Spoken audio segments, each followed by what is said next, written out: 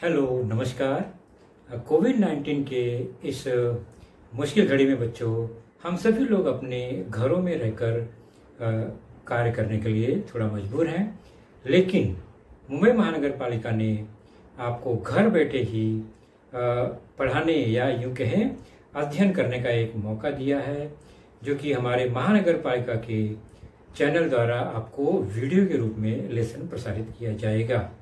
और उस लेसन के जो विषय हैं वो आपके स्क्रीन पर दिखाई देंगे और उसके टॉपिक भी आपको स्क्रीन पर ही दिखाई देंगे।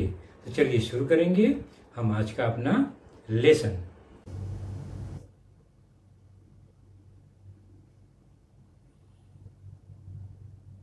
जैसा कि बच्चों आप स्क्रीन पर देख रहे हैं, आज की कक्षा 10वीं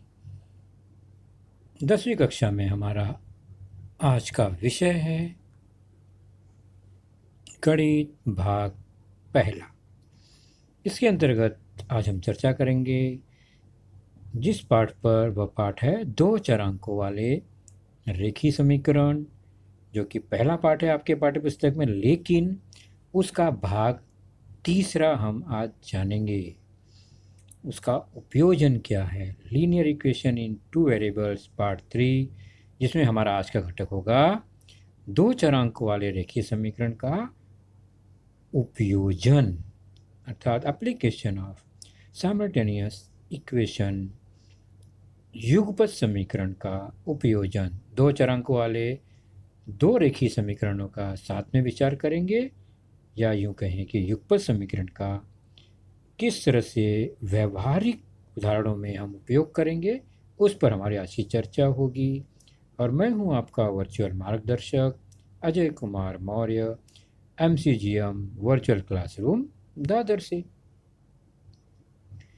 तो इसके पहले के जो हमने लेसन देखे थे इस पाठ के संदर्भ में, उसमें हमने युगपत समीकरण हल करने की पद्धतियां समझी, जिसमें हमने देखा आलेख पद्धति का उपयोग करके ग्राफ मेथड द्वारा किस तरह से हम युगपत समीकरण का हल खोजते हैं। उसके बाद क्रेमर के नियम से निश्चयक पद्धति डिटर्मिनेंट्स द्वारा हमने युगपत समीकरण हल करने की पद्धतियाँ देखी। और इसके पहले की कक्षाओं में हमने एक चरांक का मान निरसन करना यानी एलिमिनेशन मेथड से भी युगपत समीकरण हल करने की पद्धति हम जानते हैं, जो कि कक्षा 9वीं में इसका हमने भरपूर अध्ययन किया है। और चौथा था एक चरांक का मान दूसरे चरांक के रूप में रखकर निरसन करना, सब्स्टिट्यूशन मेथड। इसका प्रयोग भी हमने कक्षा 9वीं में किया था। तो कक्षा 10वीं में हमने सामान्य समीकरण में, जो कि आलेख पद्धति और निश्चयक पद्धति से हल किया, तो दिए गए समीकरण को, युगपत समीकरण को इन 2 पद्धतियों से हल करना, यह कक्षा 10वीं में है। जबकि अब हम जब उपयोजन करेंगे, व्यवहारिक उदाहरण करेंगे, तो उपयोजन में हम किसी भी पद्धति का उपयोग करने के लिए स्वतंत्र है, ऐसा कोई निश्चित नहीं है। आप 4 में से जो पद्धति आपको आसान लगे उन्हीं पद्धतियों का हम प्रयोग करेंगे। सामान्य तौर पर हम सब्स्टिट्यूशन मेथड या एलिमिनेशन मेथड, निरसन पद्धतियों का प्रयोग करते हैं। तो चलिए शुरू करेंगे युगपत समीकरण का उपयोजन। उपयोजन मतलब क्या? दैनिक जीवन के गणितीय उदाहरण को युगपत समीकरण के रूप में लिखकर उसका हल खोजने की जो प्रक्रिया है, वही युगपत समीकरण का उपयोजन है। किसी भी समीकरण का, चाहे वर्ग समीकरण हो, युगपत समीकरण हो, अगर हमें दैनिक व्यवहारिक उदाहरण में हम उसका प्रयोग करते हैं, तो वही उसका एप्लीकेशन या उपयोजन होता है। एक सिंपल सा उदाहरण देखते हैं। किसी आयत की परिमिति 40 सेंटीमीटर है। आयत की लंबाई चौड़ाई की दुगनी से 2 सेंटीमीटर अधिक है, तो आयत की लंबाई तथा चौड़ाई ज्ञात कीजिए। तो कुछ शर्तें दी गई होती हैं, कुछ जानकारियां दी गई होती हैं। उन्हीं जानकारियों, उन्हीं शर्तों का प्रयोग करते हुए पूछी गई जानकारी का मान हमें ज्ञात करना होता है। और यह उदाहरण आपके पाठ्य पुस्तक में पेज नंबर 20 20 पर दिया गया है। तो पहले हम क्या करते हैं, किसी भी व्यवहारिक उदाहरण को हल करते समय हमें कुछ स्टेप्स, कुछ सोपान को ध्यान में रखना होता है, और वही सोपान हम फॉलो करेंगे तो हमारा जो काम है वह बहुत आसान हो जाएगा। बहुत सिंपल से स्टेप हैं। सबसे पहला स्टेप क्या है, तो पहले शाब्दिक उदाहरण को ध्यान से पढ़ना है, और जब ध्यान से पढ़ेंगे तो हमारा दूसरा स्टेप आएगा कि उदाहरण में दी गई जानकारी के आधार पर व्यंजक के लिए चरांक ABCD XYZ LMN किसी का भी प्रयोग करना है और समीकरण तैयार करना है। उसके बाद समीकरण एक बार तैयार हो गए तो हम उन्हें किसी भी पद्धति द्वारा हल करेंगे और चरांक का मान ज्ञात करेंगे और चरांक के मान द्वारा व्यंजक का मान रखेंगे। तो व्यंजक मतलब किस घटक की हमें जानकारी को चरांक के रूप में लिखना है। तो यहाँ पर अब ध्यान से देखेंगे तो लंबाई और चौड़ाई, ये जो राशियाँ हैं यही पूछा गया है और इसी को हमें मानना होगा। और जानकारी जो दी गई है इन दोनों के संदर्भ में लंबाई और चौड़ाई के बारे में, पहला है कि परिमिति दिया गया है, दूसरा है लंबाई और चौड़ाई का आपस में संबंध दिया गया है कि लंबाई दुगनी से 2 सेंटीमीटर अधिक है। इन दो जानकारियों के आधार पर हमें 2 रेखीय समीकरण बनाने होंगे, 2 चरांक वाले, और फिर युगपत समीकरण की विधि द्वारा हल करना होगा। चलिए शुरू करते हैं। प्रश्न है, लंबाई और चौड़ाई ये 2 व्यंजक हमें मानना होगा प्रश्न के अनुसार। तो माना आयत की लंबाई x सेंटीमीटर है तथा चौड़ाई y सेंटीमीटर है। हमने 2 चरांक यहाँ पर मान लिए। अब जानकारियों को, शर्तों को ध्यान से देखेंगे। पहला शर्त क्या है कि परिमिति 40 है।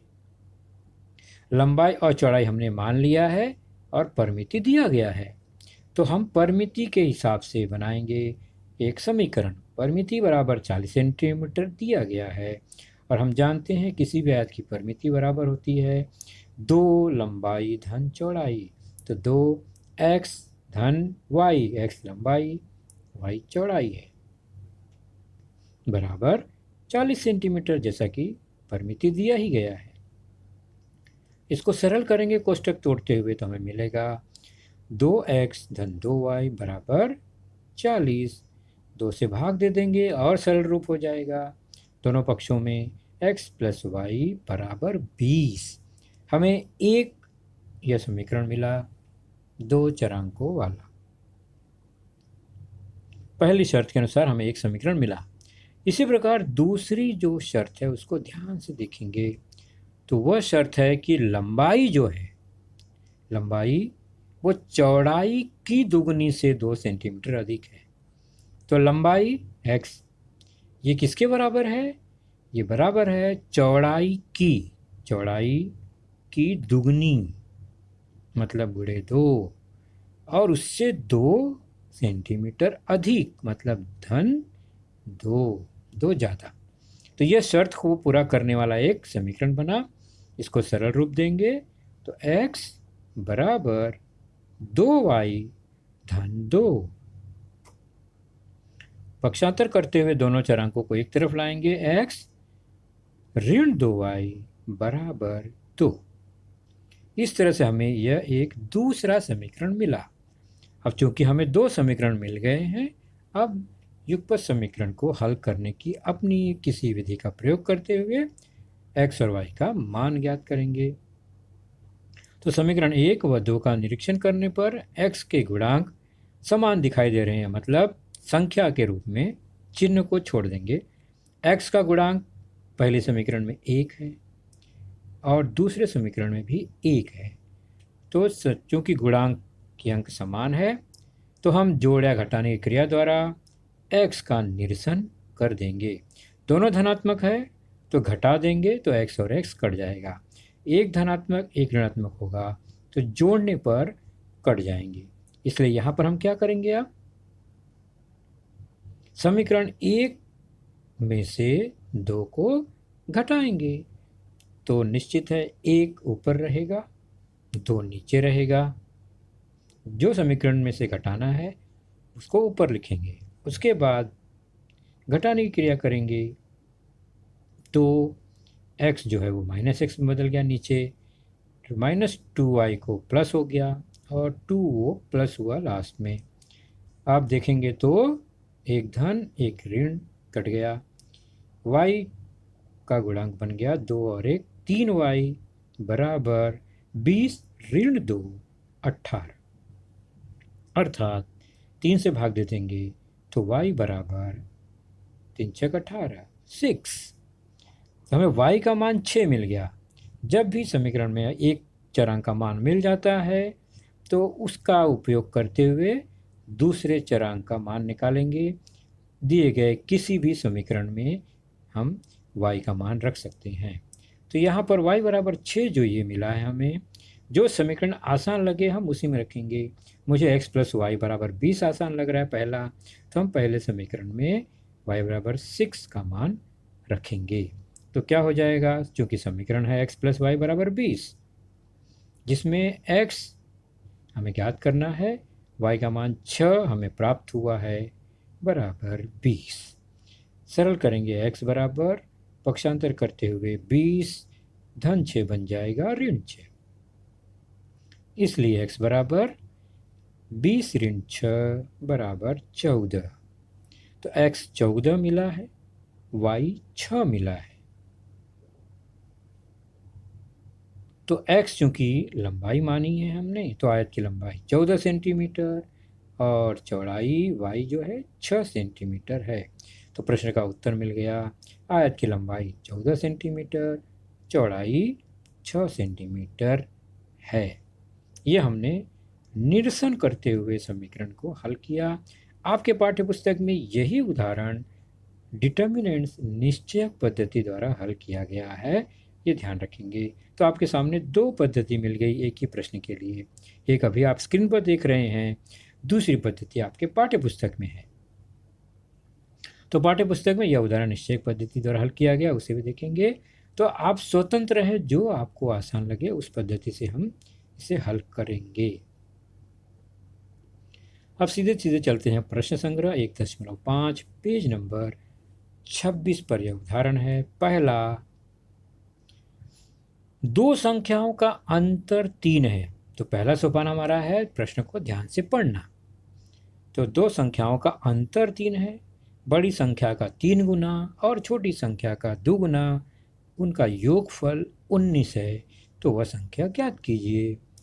तो हल कैसे शुरू करेंगे, पहले 2 संख्या, तो कौन सी 2 संख्या है, तो माना बड़ी संख्या x, छोटी संख्या y है। हमने बड़ी से छोटी क्यों माना, क्योंकि अंतर बताना है ना। तो अगर बड़ी संख्या और छोटी संख्या का अंतर दिखाना है तो बड़ी संख्या को पहले लिखेंगे, छोटी संख्या को बाद में लिखेंगे और घटाएंगे। तो माना बड़ी संख्या x, छोटी संख्या y।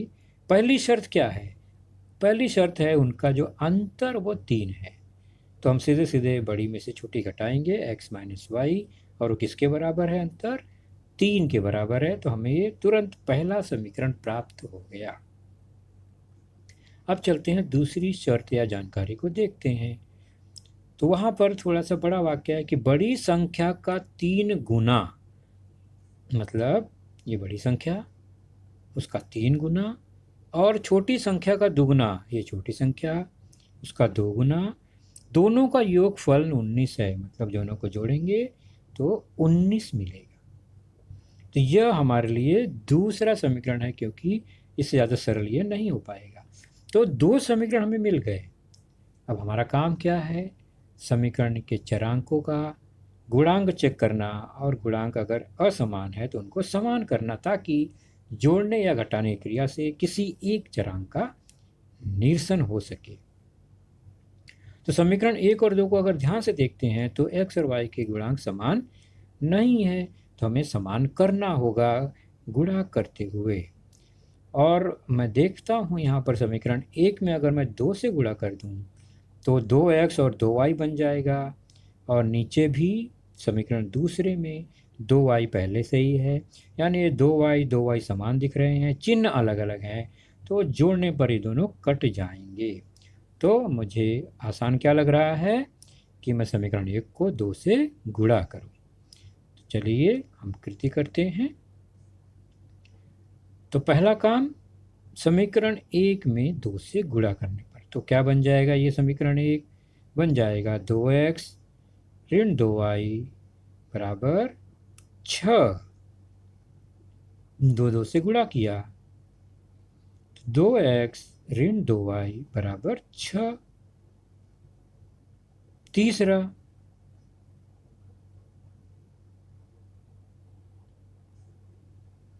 अब समीकरण 1 3 बन गया। अब 2 और 3 को अगर ध्यान से देखें तो 2y दोनों में है, एक धनात्मक है एक ऋणात्मक है, तो 2 और 3 को जोड़ देने पर 2y का निरसन हो जाएगा। तो समीकरण 2 व 3 को जोड़ने पर, तो चलिए 2 और 3 को जोड़ना है तो हम ऊपर नीचे ऊर्ध्वाधर लिखेंगे। जोड़ने पर चिन्ह में कोई परिवर्तन नहीं आएगा, तो 2 ऋण और 2 धन जो है y कट जाएंगे, बचेगा 3 और 2 5x बराबर 19 और 6 25। 5 से भाग देने पर x का मान आ जाएगा 25/5, मतलब यह बराबर 5 हुआ। तो इसलिए x बराबर 5। अब एक चरांक का मान मिल गया, अब हमारा काम हो गया आसान। इसी चरांक का मान हम समीकरण 1 2 3 जो आसान लगे उसमें रखकर y का मान ज्ञात करेंगे। x बराबर 5 हमें मिल गया है, तो x बराबर 5 का मान समीकरण 1 में रखते हैं, और समीकरण 1 क्या है, x minus y equal to 3, जिसमें से x का मान है 5 हमें मिला, माइनस वाई इक्वल टू 3। हल करेंगे तो माइनस वाई 3 है, पक्षांतर किया 5 को -5 हो गया, ऋण y इक्वल टू -2, अर्थात y बराबर 2। पक्षांतर कर देंगे दोनों अदला बदली तो y बराबर 2 हो जाएगा, या ऋण 1 से भाग दे देंगे तो भी y बराबर 2 आ जाएगा। तो x का मान 5 मिला, y का मान 2 मिला। तो प्रश्न के हिसाब से बड़ी संख्या हमने माना था x जो कि 5 होगी, छोटी संख्या हमने मानी थी y जो कि 2 है। तो वह संख्या ज्ञात कीजिए, प्रश्न में लिखा गया है वह संख्या ज्ञात कीजिए। तो वह संख्या है बड़ी संख्या 5, छोटी संख्या 2।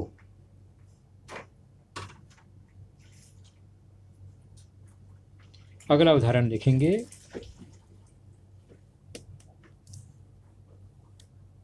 कृति पूर्ण कीजिए, मतलब आपके पाठ्य पुस्तक में एक आकृति बनी हुई है, उस आकृति में जानकारियाँ दी गई हैं, उसी जानकारी को देखकर हमें कृति पूर्ण करनी है, समीकरण बनाना है। तो आकृति है आयत, मैं आयत हूँ, लिखा गया है वहाँ पर, लंबाइयों के मान दिए गए हैं, चौड़ाई के भी मान दिए गए हैं।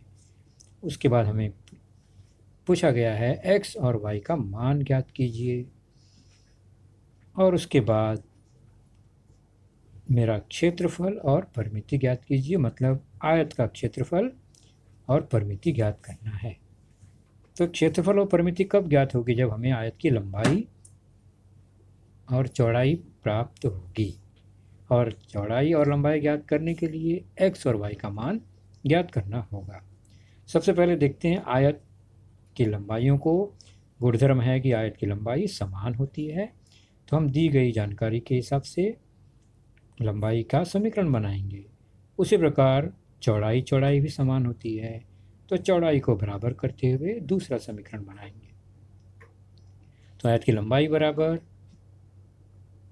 4x ऋण y पहला है, और दूसरा है आकृति में 2x धन y बराबर 8। दोनों बराबर होने चाहिए क्योंकि लंबाई है एक ही आयत की। सरल करेंगे बाद में। चौड़ाई को देख लेते हैं, चौड़ाई है 2y, दूसरी चौड़ाई है x प्लस 4। तो इसका मतलब यह हो गया दूसरा समीकरण। इन दोनों समीकरण को सरल करते हुए लंबाई और चौड़ाई को सरल रूप देंगे तो क्या मिलेगा, हमें समीकरण मिलेगा 4x, 2x को पक्षांतर किया, ऋण y पहले से ही है और ऋण y पक्षांतर हुआ y का, दूसरी ओर 8 है, सरल करेंगे तो 4x ऋण 2x बराबर 2x, ऋण y ऋण 2y बराबर 8। 2 से भाग देने पर x ऋण y बराबर 4। तो ये हमें पहला समीकरण मिला। ठीक उसी प्रकार चौड़ाई को भी सरल रूप देंगे तो 2y माइनस x को पक्षांतर किया हमने और उस तरफ 4 पहले से ही है, क्रम से लिखेंगे तो -x माइनस 2y बराबर 4 -4। मतलब हमने क्या किया, पक्षांतर कर दिया ताकि x जो है वो धनात्मक हो जाए। x धनात्मक हुआ तो सभी का चिन्ह बदल जाएगा, 2y माइनस हो गया, 4 -4 हो गया। यह हमें मिल गया समीकरण नंबर 2। समीकरण 1 और 2 मिलने पर अब हम इसे युगपत समीकरण की तरह हल करेंगे। और अगर हम ध्यान से देखें तो दोनों समीकरण में x के गुणांक समान है लेकिन दोनों धनात्मक हैं, इसलिए घटाने पर x का निरसन हो जाएगा। तो 1 में से 2 घटाया तो 1 को ऊपर रखा, 2 को नीचे रखेंगे, घटाने की क्रिया करेंगे तो चिन्ह बदल जाएंगे। नीचे वाले जो समीकरण है ऋण 2 का धन 2 हो गया, ऋण 4 का धन 4 हो गया। चूंकि x विपरीत है कट के 0 और y में प्लस 2y और माइनस y है तो घटकर 1y बचेगा बराबर 8। 4 + 4 y का मान 8 मिल गया तो x का मान आसानी से निकाल लेंगे। किसी भी एक समीकरण में y का मान 8 रखने पर समीकरण 1 में रखकर देखता हूँ मैं। समीकरण 1 है x माइनस y बराबर 4, जिसमें x का मान निकालना है और y जो है 8 है तो -8 बराबर 4।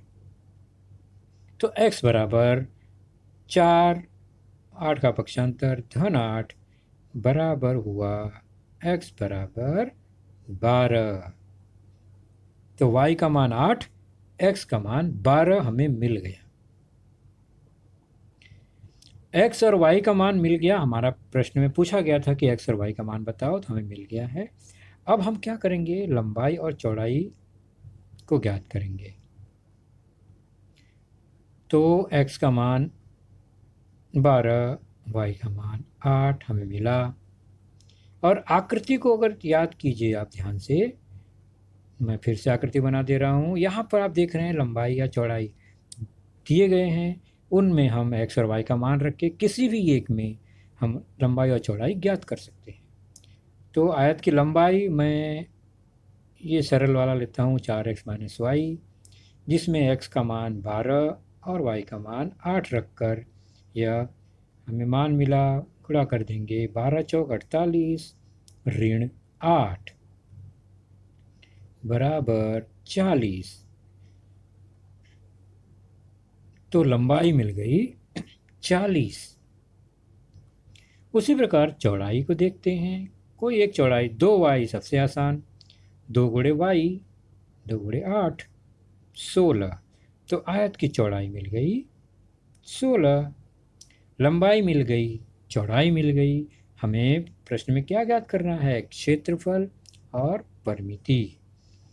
तो सबसे पहले क्या करेंगे हम, चूंकि सूत्र हमें पता है आयत का क्षेत्रफल बराबर लंबाई गुणे चौड़ाई, तो यहाँ पर इसलिए आयत का क्षेत्रफल हो जाएगा, लंबाई 40 है देख रहे हैं आप और चौड़ाई 16 है। गुणा कर देंगे, 16 चौका 64, 640 वर्ग इकाई हो गया क्षेत्रफल। उसी प्रकार चूंकि परिमिति का सूत्र क्या है, आयत की परिमिति बराबर 2 गुणे लंबाई धन चौड़ाई।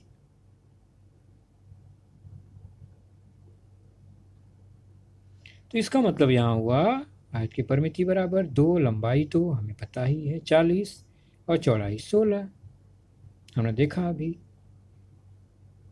2 गुणे 40 धन 16 56, अर्थात 2 गुणे 56 112 इकाई आयत की परिमिति हो गई। तो प्रश्न में क्या क्या पूछा गया था? प्रश्न पूछा गया था x का मान और हमें मिला है 12, x बराबर 12, y बराबर 8 और आयत का क्षेत्रफल 640 वर्ग इकाई और आयत की परिमिति 112 इकाई। इस तरह से हमने यह प्रश्न हल किया। प्रश्न संग्रह 1.5 पेज 26 का हम दूसरा उदाहरण लेते हैं।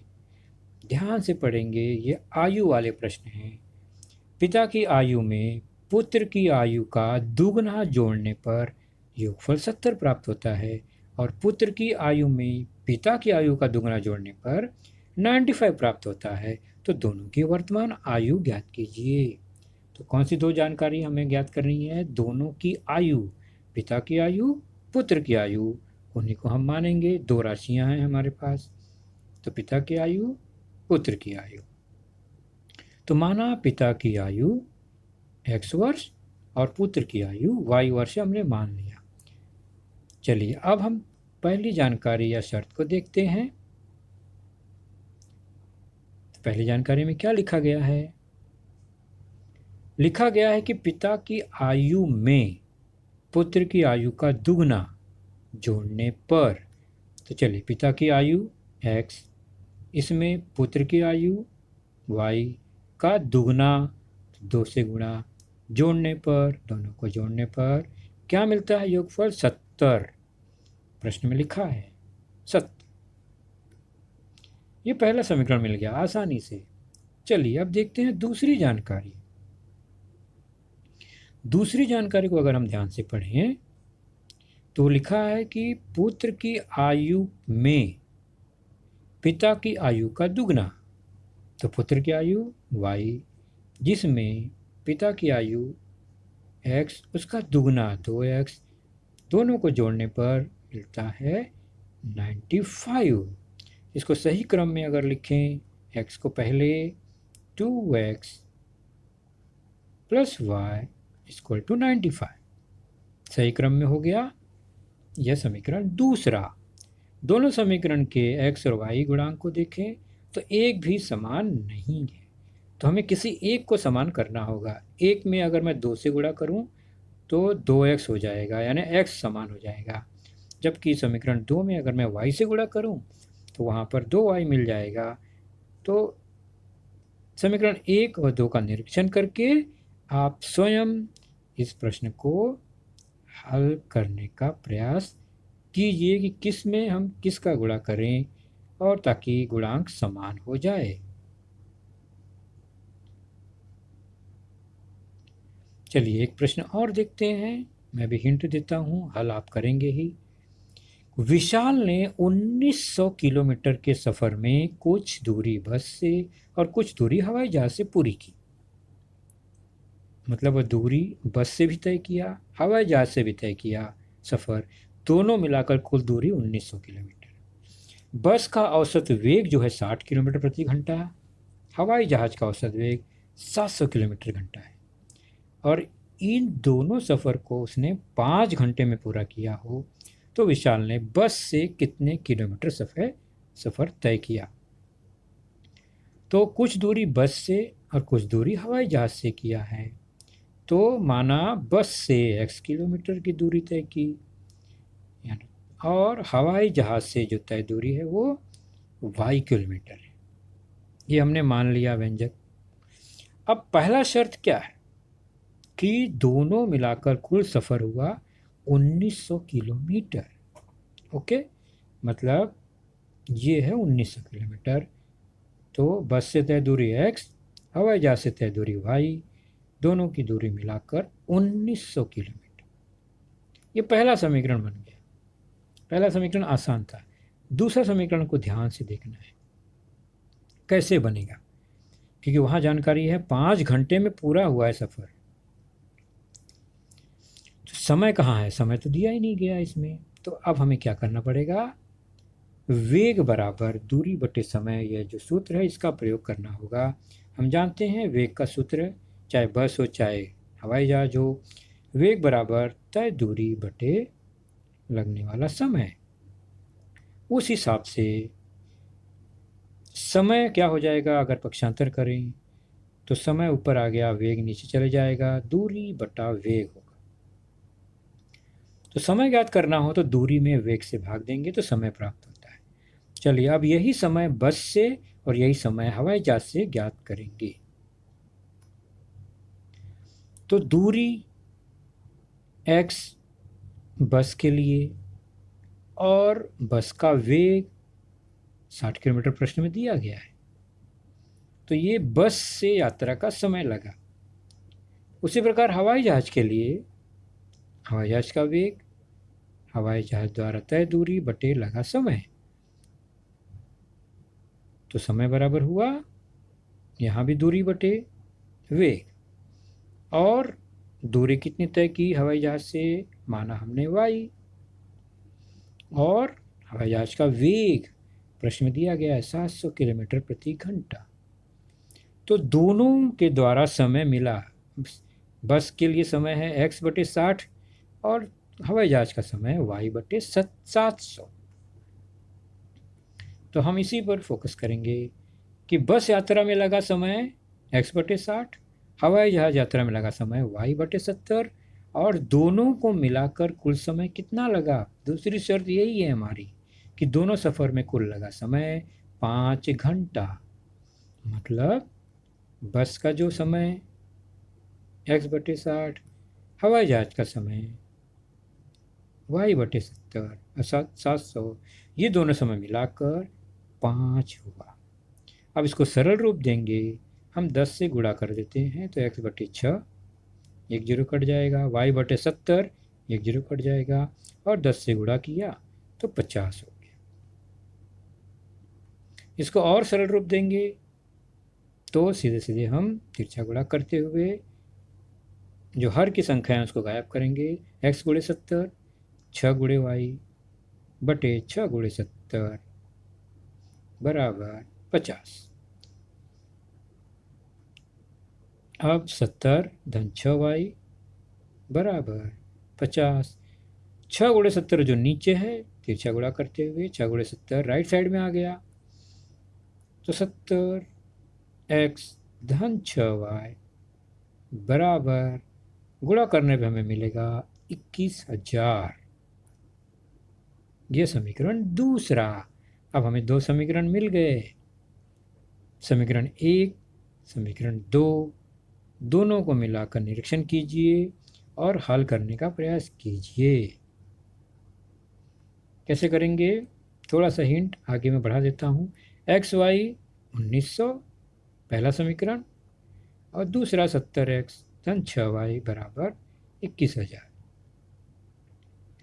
अब या तो y को समान करो 6 से गुणा करके समीकरण 1 में, या x को समान कीजिए 70 का गुणा करके समीकरण 1 में, जो आपको आसान लगे। तो समीकरण 1 में 6 से गुणा करना आसान है, तो 6x 6y और 1900 गुणे 6, यह मिल जाएगा। 1 में से 2 घटा दीजिए तो y कट जाएगा, x का मान मिलेगा, और x जो था वो बस द्वारा प्राप्त दूरी यानी सफ़र, हमें उत्तर मिल जाएगा।